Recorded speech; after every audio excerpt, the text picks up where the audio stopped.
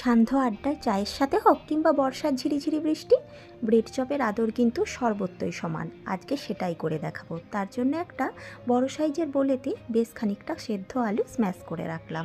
কড়াতে অল্প সর্ষের তেল দিয়ে পেঁয়াজ ভালো করে ভেজে নিয়ে আদা রসুন ও কাঁচা লঙ্কা দিয়ে ভালো করে কষিয়ে নিলাম। গুঁড়ো মশলার মধ্যে অল্প একটু ধনের গুঁড়ো, একটু হলুদের গুঁড়ো, গরম মশলার গুঁড়ো আর স্বাদ মতো চাট মশলার গুঁড়ো দিয়ে আবারও কষিয়ে সেদ্ধ করা আলুটাকে দিয়ে একসাথে মেখে শুকনো শুকনো করে একটা পুর রেডি করে নিতে হবে।